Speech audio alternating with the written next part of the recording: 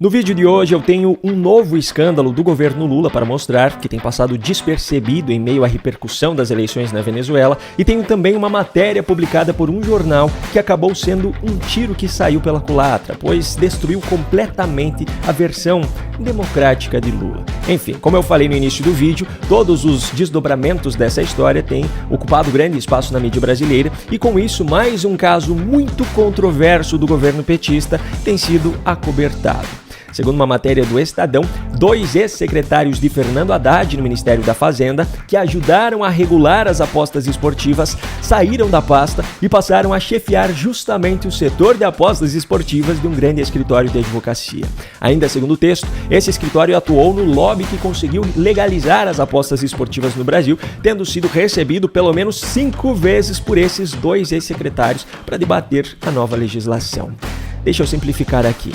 É como se eu, que trabalho hoje com o YouTube, trabalhasse dentro do governo em uma regulamentação para essa área. Depois que essa regulamentação é concluída, eu saio do governo e passo a trabalhar nessa área no setor privado, estando assim à mercê dessas novas regras. Se eu fosse uma pessoa de boa índole, o meu trabalho dentro do governo seria completamente imparcial. De forma alguma eu buscaria favorecer o negócio que eu faria parte pouco tempo depois.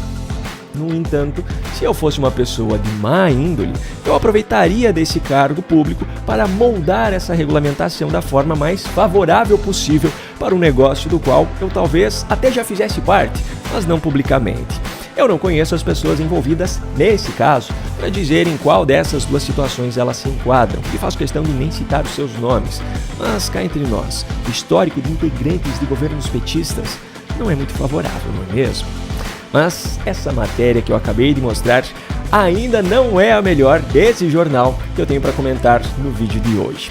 O Estadão, que favoreceu um bocado Lula em 2022, inclusive já me desmentiu em uma matéria de verificação de fatos, publicou nessa última quinta-feira uma análise: como a Venezuela e outros governos autoritários fraudam eleições para permanecer no poder. No texto foram elencadas 4 estratégias que ditadores utilizam para não saírem mais dos seus cargos. Os exemplos citados foram todos estrangeiros, afinal, no Brasil isso nunca aconteceu. Mas pode ser que esse tiro tenha saído pela culatra, como você vai ver agora. A primeira estratégia apresentada pelo jornal é cooptar diferentes braços do governo. Aqui eles dizem que cooptar o judiciário ou o corpo legislativo é uma ferramenta comum usada por governos autoritários para fraudar eleições. Se isso tivesse acontecido no Brasil, o que não aconteceu, mas se tivesse acontecido, nós poderíamos citar o exemplo das composições do STF e do TSE. As pessoas que ocupam os cargos dessas cortes não são eleitas, são indicadas. No atual mandato, Lula já indicou 2 ao STF: Cristiano Zanin, que foi seu advogado pessoal, e Flávio Dino, que foi seu companheiro político e ministro de governo. Essa indicação precisa passar, é claro, pela aprovação dos senadores, mas coincidentemente rolam umas emendas justamente nesse período que facilitam a aprovação.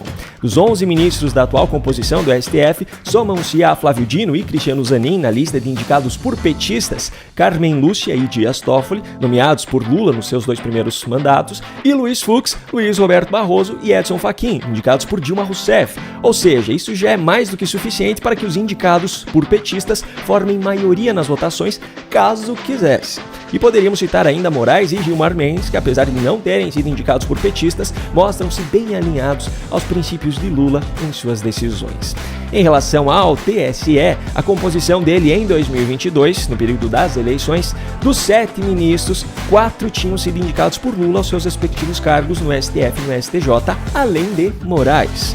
Mas tudo isso que eu estou dizendo é apenas uma suposição, que fique claro. A segunda estratégia elencada na matéria é limitar os candidatos. Aqui é citado o caso em que Maduro usou os tribunais para proibir, segundo o jornal, a carismática Machado de disputar a presidência. Pois é, se essa estratégia fosse utilizada no Brasil, o que não é, mas se fosse, eu citaria aqui as condenações de Bolsonaro, o principal adversário de Lula, à inelegibilidade. Mas isso são apenas casos hipotéticos. A terceira estratégia apresentada pelo jornal é criar uma cultura de medo. Aqui eles falam sobre os alertas de Maduro para um banho de sangue se seus adversários vencessem, também as proibições de Vladimir Putin a manifestações públicas, etc.